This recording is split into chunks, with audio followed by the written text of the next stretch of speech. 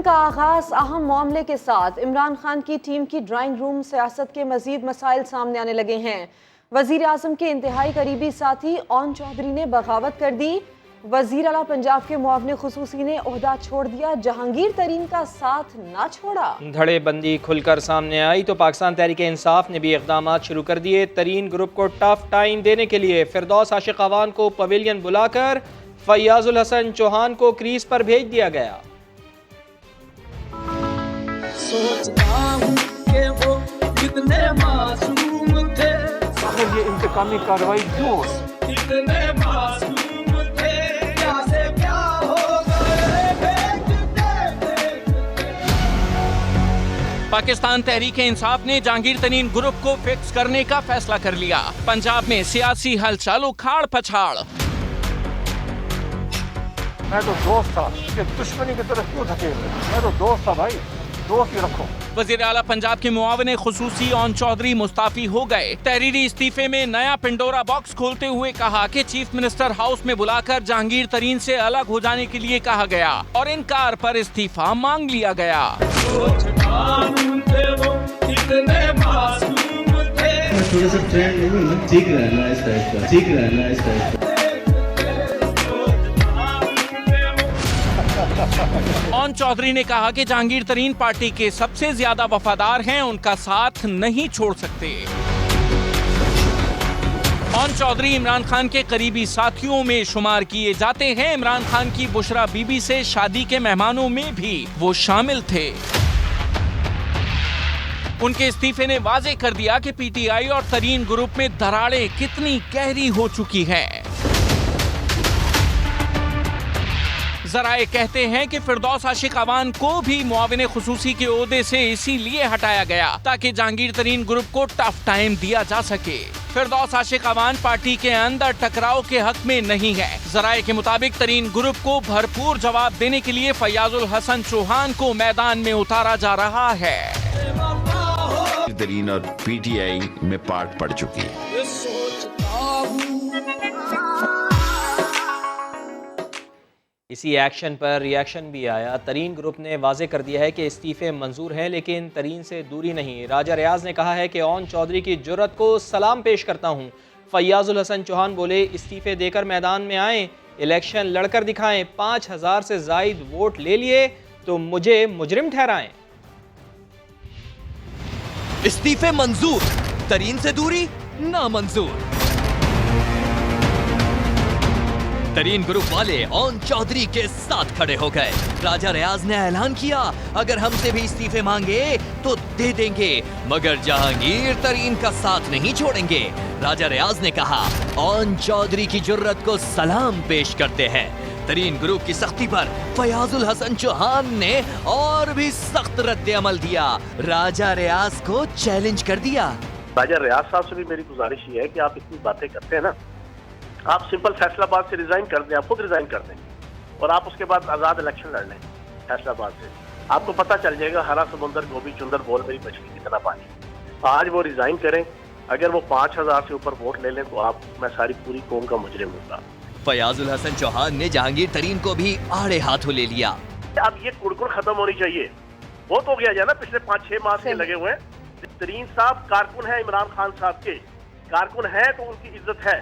चीनी स्कैंडल का जो केस है उसको ग्रेसफुली फेस करें। ये ग्रुप बना के धड़े बना के अगर आप ये समझेंगे कि आपको इधर से कोई रिलीफ मिल जाएगा, ये गलतफहमी है। फयाजुल हसन चौहान ने कहा ये लोग इमरान खान के बगैर 5000 वोट भी नहीं ले सकते। दूसरी जानिब जहांगीर तरीन ने भी मार्के के लिए सफबंदी शुरू कर दी है। सूबाई और कौमी असम्बली के तमाम अरकान हाजिर हो। जहांगीर तरीन ने सारे साथियों को हिदायत कर दी है। बात करेंगे इसी पर समा मुल्तान के ब्यूरो चीफ आमिर इकबाल साहब हमारे साथ हैं। आमिर साहब, ये इजलास कब और कहाँ होगा और इसमें क्या तय किया जाएगा? अच्छा, इसमें जहांगीर तरीन आज की जो डेवलपमेंट हुई है उसके बाद जहांगीर तरीन आज लोधरा में थे, बल्कि हैं, उन्होंने टेलीफोनिक जो हमारे ज़राए हैं बासर जो तरीन साहब के करीबी ज़राए हैं, उन्होंने इस बात का कंफर्म किया कि तमाम जो हम ख्याल ग्रुप तरीन ग्रुप के अरकान हैं वो सूबाई असम्बली के हों, वो कौमी असम्बली के अराकीन हों, तमाम अराकीन से उनकी टेलीफोनिक रब्ता हुआ है और उन्होंने अगले हफ्ते में उन्होंने इजलास तलब कर लिया जिसकी सदारत वो खुद करेंगे। कल वो लोधरा से लाहौर रवाना होंगे और जो फयाजुल हसन चौहान का जो बयान है उस हवाले से जहांगीर तरीन और उनके ग्रुप में काफी जो है गम गुस्सा पाया जा रहा है और वो जो बात कर रहे हैं इस बात को कंफर्म कर रहे हैं कि वो मुफाहमत की जो पॉलिसी है उसको तर्क करके टफ टाइम दिया जाएगा। वो फयाजुल हसन चौहान का बयान हो, नज़ीर चौहान का हो या पाकिस्तान तहरीक इंसाफ के किसी रुकन का या अरकान का बयान होगा तो तरीन ग्रुप उनको टफ टाइम देगा। उसी हवाले से उन्होंने इजलास में तमाम अरकान जो हम ख्याल ग्रुप के जहांगीर तरीन ग्रुप के अरकान हैं उनको कह दिया कि वो इस इजलास में तमाम के तमाम शरीक हूँ और पाकिस्तान तहरीक इंसाफ से उनका ताल्लुक हो, वो फयाजुल हसन चौहान हो या कोई भी हो। शिरकत यकीनी बनाने का कहा गया है। तफसीलन आगाह करने के लिए आपका शुक्रिया आमिर इकबाल साहब।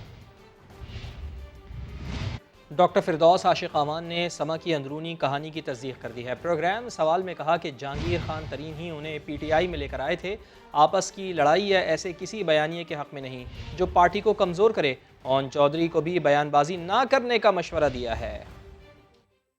तरीन साहब वो जो मुझे पार्टी में लेके आए थे और ये मेरे लिए अखलाकी तौर पे मुनासिब नहीं है कि मैं ऐसे किसी बयानिए की तरफ जाऊं जो पार्टी के मफाद को कमज़ोर करे, जो पार्टी को नुकसान पहुंचाए और हमारी थिन मेजॉरिटी अल्टीमेटली हमारी कन्फ्रंटेशन और तसादम की वजह से पंजाब हुकूमत के लिए मसाइल और मुश्किलात आए। ओन चौधरी साहब को जिन्होंने PTI को यहाँ तक पहुँचाने में काम किया, इमरान खान साहब के दरीना वर्कर के तौर पे उन्होंने बहुत ज़्यादा अपनी इस पार्टी पे जान मारी, तो अब ये बना हुआ घर जो है उसको अपने हाथों से बर्बाद ना करें। वसीम अकरम प्लस वज़ीर आला पंजाब उस्मान बुज़दार ने अपनी टीम तब्दील कर ली। ओपनिंग बल्लेबाज और मुखालिफिन के छक्के छुड़ाने वाली मुआविन खुसूसी फिरदौस आशिक अवान टीम से आउट कर दी गई। फयाजुल हसन चौहान को वजारत इत्तलात का कलमदान दोबारा मिलने का इम्कान है।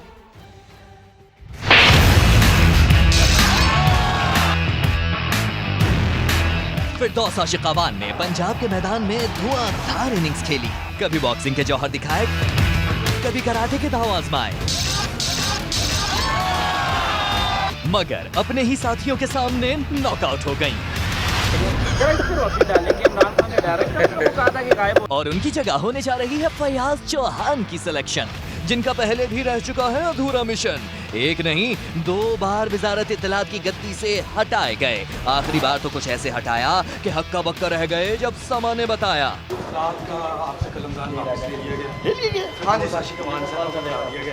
आगे भी आपको तहफ़्फ़ुज़ात थे, आप क्या कहेंगे? आपसे इत्तलात कोई खबर नहीं है सर, मुझे इसका पता ही कोई नहीं, इल्म ही नहीं है सर।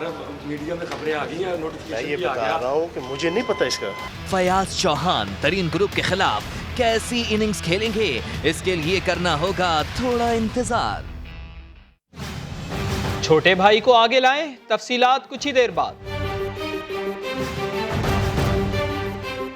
जहांगीर तरीन ग्रुप के रुकन नोमान लंगड़याल ने दावा किया है कि इमरान खान जहांगीर खान तरीन से गिले शिकवे दूर कर ले तो अगले 10 साल तक पाकिस्तान तहरीक इंसाफ की हुकूमत को कोई नहीं हिला सकता। बोले नज़ीर चौहान झूठे हैं, उन्हें किसी ने इस्तेमाल नहीं किया। वो खुद नज़ीर चौहान से मिलने अस्पताल गए और जहांगीर तरीन का पैगाम पहुंचाया था।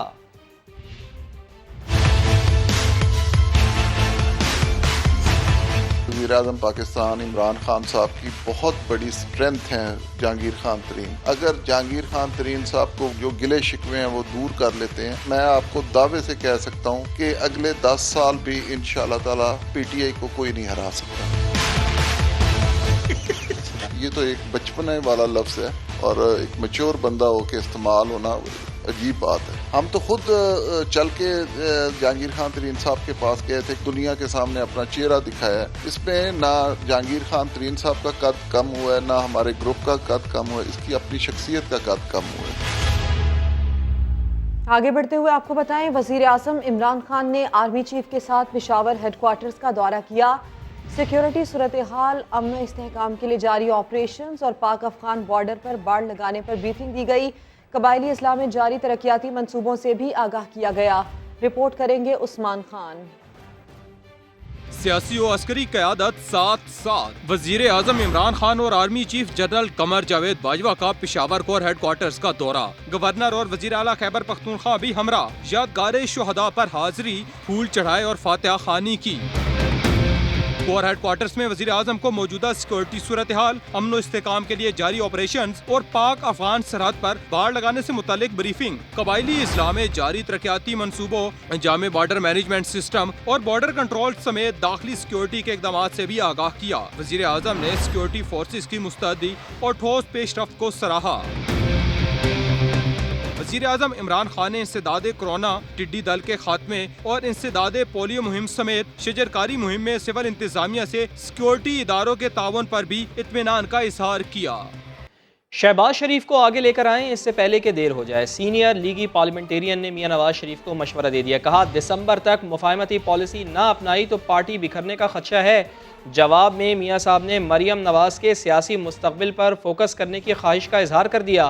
फ़ोन कॉल्स की कहानी, नईम अशरफ भट्ट की ज़बानी।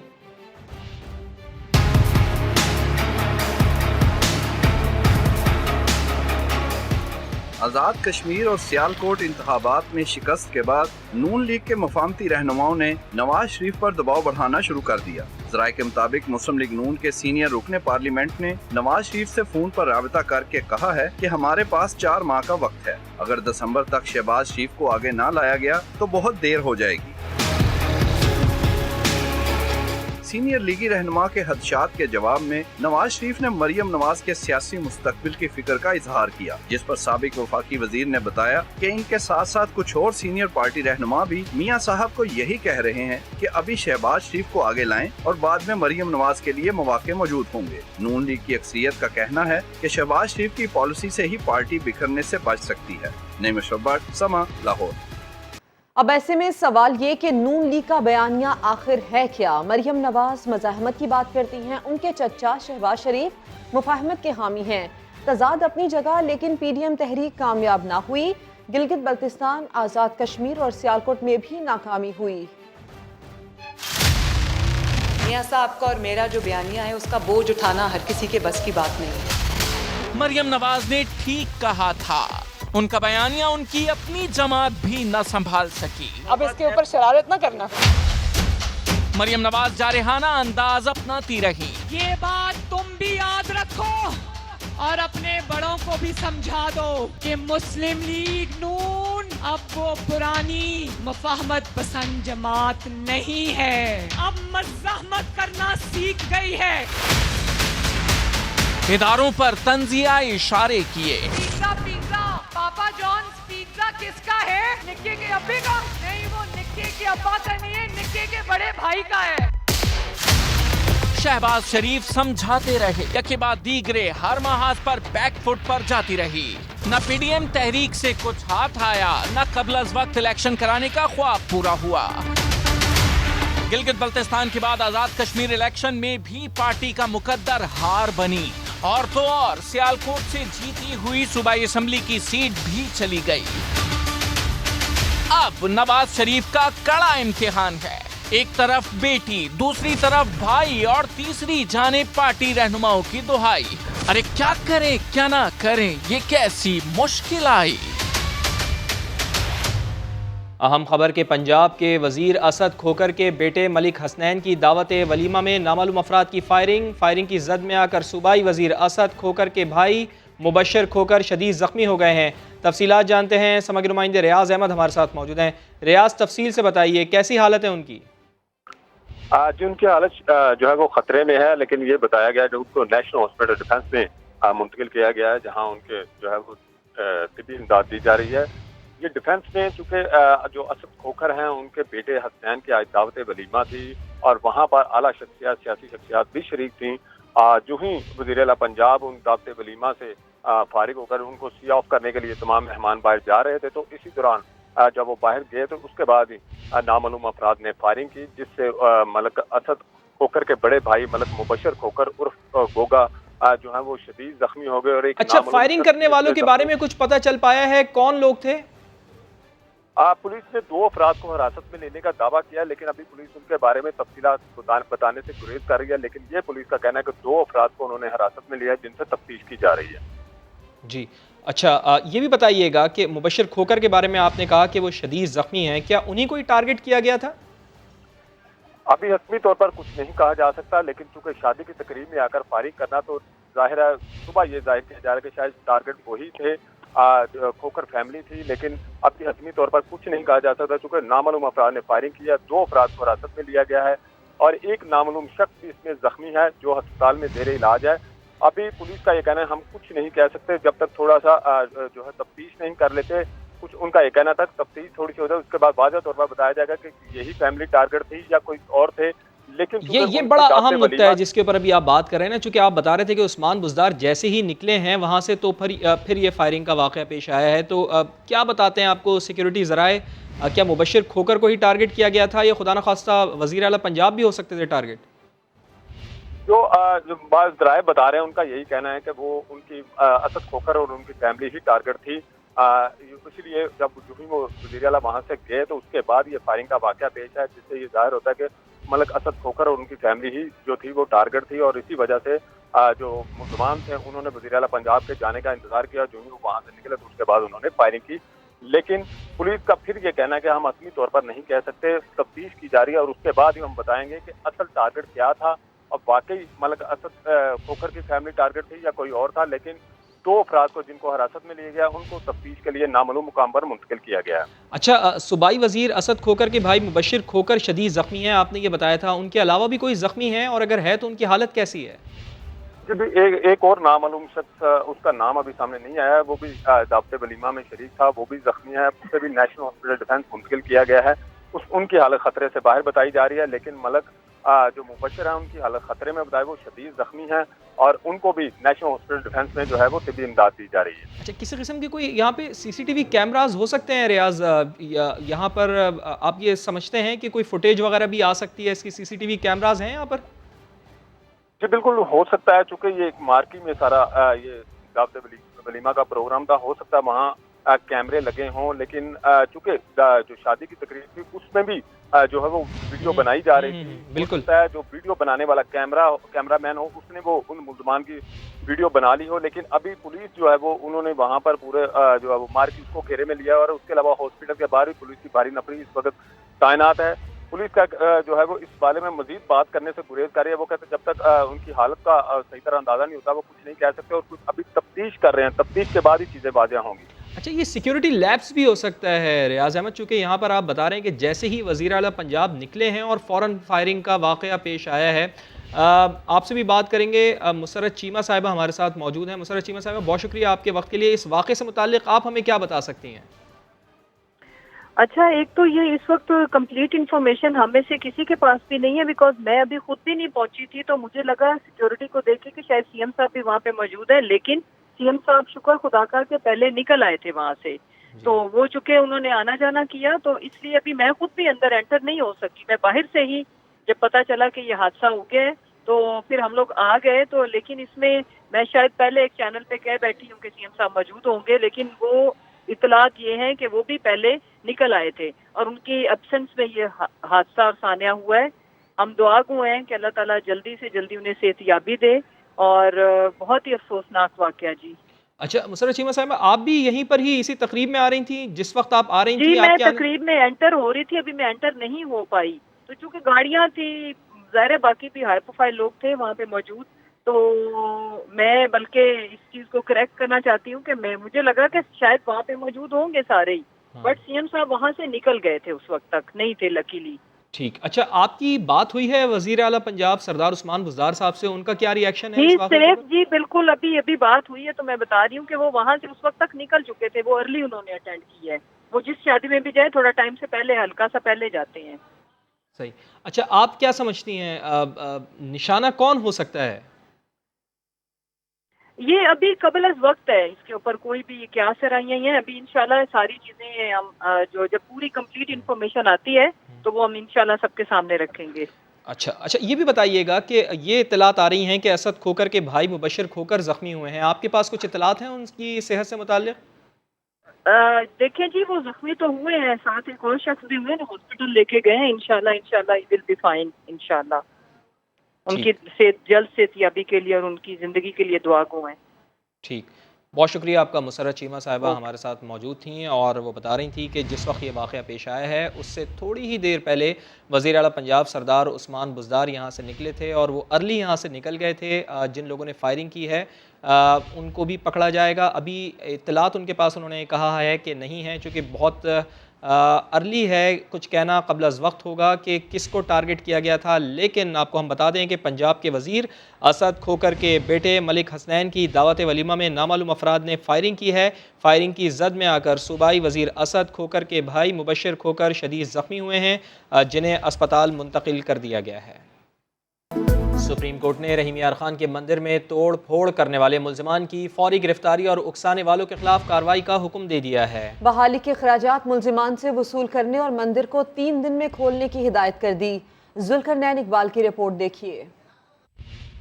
रहीम यार खान मंदिर में तोड़ फोड़ आज खुद नोटिस केस में सुप्रीम कोर्ट का बड़ा हुक्म। वाक़े में मुलव्विस मुल्ज़िमान की फौरी गिरफ्तारी और उन्हें इस अमल पर उकसाने वालों के खिलाफ भी सख्त कार्रवाई की हिदायत। अदालत ने हुक्म दिया कि मंदिर की मुरम्मत और बहाली पर उठने वाले अखराजात भी मुल्ज़िमान से वसूल किए जाएं। चीफ जस्टिस ने आईजी और चीफ सेक्रेटरी पंजाब की सरजनिश की। इस्तफसार किया, मंदिर पर तोड़ फोड़ हुई तो इंतजामिया और पुलिस क्या कर रही थी। आईजी ने जवाब दिया, एसी और एएसपी मौके पर मौजूद थे। इंतजामिया की तरजीह मंदिर के अतराफ अक़लियती बरादरी का तहफ़्फ़ुज़ था। अक़लियती रुकने असम्बली रमेश कुमार ने पुलिस तफ्तीश पर तहफ़्फ़ुज़ात का इजहार कर दिया। इस वक्त तक जो परफॉर्मेंस है वो सेटिस्फैक्ट्री नहीं है। लोकल पॉलिटिशियन, लोकल एडमिनिस्ट्रेशन, उनका काम है कि उन कल्प्रिट्स को ऐसी सजा हो जिसकी वजह से आइंदा ये वाकयात नहीं हो। अगर इन कल्प्रिट्स को पकड़ के छोड़ दिया गया, कंप्रोमाइज किया गया, इनसे पैसे नहीं भराए गए तो माजी की तरह ऐसे वाकयात होते जाएंगे। चीफ जस्टिस ने रिमार्क्स दिए, सारा वाकया एक 8 साल के बच्चे की वजह से हुआ। पूरी दुनिया में पाकिस्तान की बदनामी हुई। बच्चे को गिरफ्तार करने वाले SHO को बरतरफ किया जाए। अदालत ने कमिश्नर रहीम यार खान की कारकर्दगी पर अदम इत्मीनान का इजहार करते हुए मुतासरा इलाके में क़याम अमन के लिए विलेज कमेटी बनाने की हिदायत कर दी। IG और चीफ सेक्रेटरी से 1 हफ्ते में रिपोर्ट भी तलब कर ली गई। लाहौर में अफसोसनाक वाक़या पेश आया है। एक बार फिर आपको आगाह करें कि सूबाई वज़ीर असद खोकर के बेटे की दावत वलीमा में फ़ायरिंग का वाक़या पेश आया है। फायरिंग से असद खोकर के भाई मुबशर खोकर जाँ बहक हो गए हैं। समा के नुमाइंदे इमरान भट्टी हमारे साथ मौजूद हैं। इमरान, इंतहाई अफसोसनाक वाक़या, ये कन्फर्म कर दिया गया है मुबशर खोकर अब इस दुनिया में नहीं रहे। इमरान भट्टी, सुन सकते हैं आप हमें? इमरान भट्टी से रब्ता करने की कोशिश करेंगे। सूबाई वज़ीर असद खोकर के बेटे की दावत वलीमा में फ़ायरिंग का वाक़या पेश आया है और अब से कुछ ही देर पहले तर्जुमान पंजाब हुकूमत मुसर्रत चीमा से हमारी बात हो रही थी तो वो दुआ गो थी असद खोकर के भाई मुबशर खोकर की जल्द सेहतयाबी के लिए। लेकिन इंतहाई अफसोस के साथ ये खबर देनी पड़ रही है कि सूबाई वज़ीर असद खोकर के भाई मुबशर खोकर इस फायरिंग के वाक़े में जाँ बहक हो गए हैं। इमरान भट्टी, अगर आप हमें सुन सकते हो तो बताइएगा, ये कन्फर्म कर दिया गया है मुबशर खोकर अब इस दुनिया में नहीं रहे? जी बिल्कुल, सूबाई वज़ीर मलिक असद खोकर के बेटे मलिक हसनैन खोकर का ये दावत वलीमा था, वहाँ पर ये फायरिंग का वाक़या पेश आया। फायरिंग के वाक़या जब पेश आया तो उनके भाई हैं जो मलिक मुबशर खोकर, वो इससे जख्मी हुए। इब्तदाई तौर पर उनको फौरन अस्पताल पहुँचाने की कोशिश की थी लेकिन वो जानबर ना हो सके और फायरिंग की वजह से वो जाँबाग हो चुके हैं। जबकि ज़राए के मुताबिक इस तकरीब में वज़ीर आला पंजाब सरदार उस्मान बुज़दार समेत वज़रा और उनके जो मुआवनीन हैं वो शरीक थे, आला हुकाम शरीक थे। तो जब फायरिंग हुई उसके बाद हॉल को भी खाली करा लिया गया और वहाँ पर सिक्योरिटी के सारे इंतजाम किए गए। जबकि ज़राए के मुताबिक जिस शख्स ने फायरिंग की उसको मौका पर ही पुलिस ने गिरफ्तार करके नामालूम मुकाम पर मुंतकिल कर दिया है और उसकी जो शनाख्त है वो छुपाई जा रही है। इस वक्त वो फायरिंग के बाद वज़ीर आला पंजाब सरदार उस्मान बुज़दार वहाँ से रवाना हो गए और तमाम जो इलाका था उसको हिसार में भी लिया गया और सिक्योरिटी की सेल्फ चेकिंग भी की गई पूरे हॉल की। और हॉल को खाली कराने के बाद जो वहाँ पर आला हुकाम थे उनको भी वहाँ से रवाना कर दिया गया। वज़रा थे वो भी वहाँ से रवाना हुए। जबकि ज़राए के मुताबिक जख्मी होने वाले मलिक मुबशर खोकर जो कि मलिक असद खोकर के भाई हैं, उनको आज ही वज़ीर आला पंजाब की जानिब से कबीना में शामिल करने का नोटिफिकेशन भी जारी किया गया था। उनके भाई वो जानवर नहीं हो सके और उसके बाद इंतहाई सख्त इंतजाम कर दिए गए हैं। सिक्योरिटी को वज़ीर आला पंजाब सरदार उस्मान बुज़दार भी फौरन वहाँ से रवाना हो गए। ज़राए के मुताबिक ये पुरानी दुश्मनी का शाखसाना है और फायरिंग की गई उस शख्स को भी रास्ते में ले लिया गया। पुलिस ने उसको नामालूम मुकाम पर मुंतकिल कर दिया है। जी अच्छा इमरान, ये बताइएगा कि एक तो सूबाई वज़ीर के घर ये शादी हो रही थी, फिर इसमें वज़ीर आला पंजाब ने भी शिरकत करनी थी, आला हुकाम ने भी शिरकत करनी थी, तो सिक्योरिटी यहाँ पर मजमूई तौर पर कैसी रखी गई थी? इस वाक़े से पहले की बात कर रहा हूँ मैं। जी बिल्कुल, वज़ीर आला पंजाब जब भी किसी भी इवेंट पर या उनकी मूवमेंट होती है तो सिक्योरिटी के इंतहाई सख्त इंतजाम होते हैं। खासतौर पर पुलिस के जो एहलकार हैं वो मौजूदा थाना और पुलिस स्टेशन है और वहाँ के जो SP हैं वो वहाँ पहुंचे, सिक्योरिटी क्लियरेंस होती है। उसके बाद ही जिला पंजाब सरदार उस्मान बुज़दार समेत जो वज़रा हैं वो किसी भी इवेंट में शरीक होते हैं, उनकी मूवमेंट जो अमल में लाई जाती है। जब जिला पंजाब सरदार उस्मान बुज़दार पहुंचे उनके पहुंचने के बाद ये वाक़या पेश आया। ठीक है इमरान, आप हमारे साथ ही रहिए। PTI रहनुमा शहबाज गिल का कहना है कि वज़ीर आला पंजाब से बात हुई है, वो खैरियत से हैं और अपनी रहायशगाह पर मौजूद हैं। हमलावरों ने उनकी गाड़ी के बिल्कुल करीब आकर फायरिंग की। वज़ीर आला की सिक्योरिटी ने हमलावर को काबू करके गिरफ्तार कर लिया है। बात करेंगे इसी पर, शहबाज गिल साहब ने हमें ज्वाइन भी कर लिया है। गिल साहब, इंतहाई अफसोसनाक ये वाक़या पेश आया है, शादी का घर जहाँ सफ़े मातम बिछ गई है, इस वाक़े से मुतालिक आप तक क्या इतलात पहुँची हैं? जी बिस्मिल्लाहिर्रहमानिर्रहीम, आपको बहुत शुक्रिया। ये इस अफसोसनाक वाक़े की इतला मिली थी सर, 2 मिनट पहले या 5 मिनट पहले तकरीबन चीफ मिनिस्टर पंजाब उस्मान बुज़दार साहब से बात हुई। अल्लाह का शुक्र है कि वो खैरियत से हैं और अपने घर पे हैं। लेकिन बदकिस्मती से जो बुरी खबर है वो ये कि असद खोखर साहब के भाई हैं, उनकी डेथ हो गई इस हमले के नतीजे में, जो जख्मों की साफ ना लाकर जाँबाज हो गए। उनका ये फायरिंग जो है, ये जो चीफ मिनिस्टर पंजाब थे वो जब शादी से निकल रहे थे तो उनकी गाड़ी के बिल्कुल पॉकेट में, गाड़ी के थोड़ा पीछे, चंद फीट पीछे, 8-10 फीट पीछे ये फायरिंग हुई और चीफ मिनिस्टर की सिक्योरिटी ने ही उन्हें गिरफ्तार किया और उन हमलावरों को काबू में लाके और इस फायरिंग के नतीजे में फिर असद खोखर साहब के भाई वफात हो गई। ठीक, आपका ये कहना है कि वज़ीर आला की सिक्योरिटी ने हमलावर को काबू करके गिरफ्तार कर लिया है। गिल साहब, आपने वक्त दिया, आपका शुक्रिया। आगे बढ़ते हुए आपको बताते हैं कि कराची में खातून ने अमले के साथ मिलकर प्राइवेट बैंक को चूना लगा दिया। नकली सोना रखवाकर 54 करोड़ रुपए कर्ज लिया। बड़े फ्रॉड की दास्तान सुना रहे हैं अहमर रहमान खान। अहमर, बताइएगा कि क्या वाक़या हुआ है ये?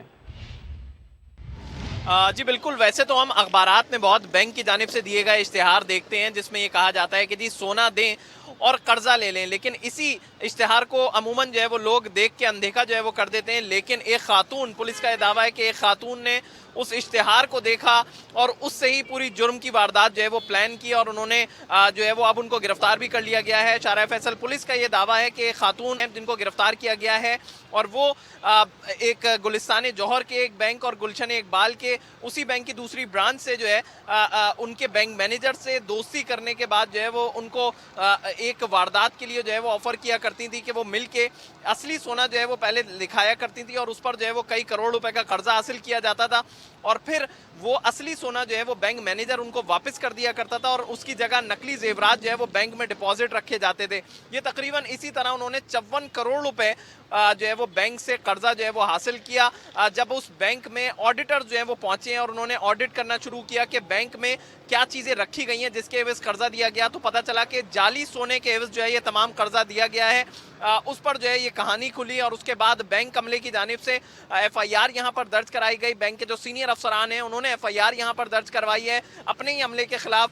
कोई 6 मुल्जिमान जो है वो इस केस में अब तक गिरफ्तार किए जा चुके हैं। 5 जो हैं वो उसी बैंक का अमला है, जबकि एक खातून अमले का ये कहना है कि उन्होंने ये पूरी वारदात जो है वो प्लान की है। जी अहमद, तफसील के लिए आपका शुक्रिया। कोहलू के इलाके सूंड में लीविस ने कार्रवाई करते हुए लाहौर से अगवा होने वाली खातून को बाजियाब करवा लिया। अगवाकार भी गिरफ्तार कर लिया गया। समग्र नुमाइंदे नूरुल आरफीन हमारे साथ मौजूद हैं। नूरुल आरफीन, क्या तफसीलात हैं आपके पास इस वाक़े से मुताल्लिक़? जी, रिसालदार लेविस शेर मोहम्मद के मुताबिक लेविस फोर्स ने तहसील मावंद के इलाके सूंड में कार्रवाई करते हुए लाहौर से अगवा की गई खातून को बाजियाब करार लिया है। कार्रवाई के दौरान अगवाकार को भी गिरफ्तार किया गया है। मुलजिमान के कब्जे से असला भी बरामद हुआ है। रिसालदार लेविस के मुताबिक गिरफ्तार मुलजिम से तफ्तीश की जा रही है। खातून के अगवा में मुलविस दीगर मुलजिमान की गिरफ्तारी के लिए भी छापे मारे जा रहे। जी बहुत शुक्रिया। पाकिस्तान से दुबई नहीं जा सकते। यूएई हुकूमत ने मुसाफिरों के लिए कोरोना के रैपिड पीसीआर टेस्ट की शर्त रख दी है, जो पाकिस्तान में किसी एयरपोर्ट पर दस्तयाब नहीं है। 70 मुसाफिरों को वापस पाकिस्तान भेज दिया गया। रिजवान आलम की रिपोर्ट देखिए। पाकिस्तानियों के लिए दुबई हनूज दूरस्त। यूएई हुकूमत की नई सफरी पॉलिसी से पाकिस्तानियों के लिए दुबई जाना दूर दूर तक मुमकिन नहीं। मुसाफिरों के लिए कोरोना रैपिड पीसीआर टेस्ट की शर्त रख दी, जो पाकिस्तानी एयरपोर्ट्स पर कहीं दस्तयाब नहीं। अमाराती एयरलाइन ने कराची से दुबई जाने वाले 70 मुसाफिरों को वापस भेज दिया। हमारे पास रैपिड पीसीआर टेस्ट ना होने की वजह से हमें उन्होंने जहाज पर अपलोड होने नहीं दिया। उन्होंने हमको वापस घर भेज दिया, इसीलिए कि रैपिड पीसीआर टेस्ट कराएं। रैपिड एंटीजन की हमारे पास रिपोर्ट थी, वो बोल रहे हैं रैपिड पीसीआर टेस्ट कराएं, जो पूरे पाकिस्तान में इस टाइम पे किसी के पास नहीं हो रहा। समा के तवज्जो दिलाने पर सिविल एविएशन अथॉरिटी ने वजारत खारजा को इस मसले पर खत लिखने का फैसला कर लिया है। सिविल एविएशन अथॉरिटी हुकाम का कहना है कि नई सफरी पॉलिसी में दरपेश मुश्किलात को हल करने के लिए यूएई हुकूमत से बात की जाएगी। हंजरवाल से अगवा की गई 4 बच्चियां अपने घर पहुंच गईं। लाहौर से देखिए रियाज अहमद की रिपोर्ट। हंजरवाल की 4 लड़कियां वालिदैन के पास घर पहुंच गईं। अदालत ने लड़कियों को वालिदैन के साथ भिजवाने का हुक्म दिया था।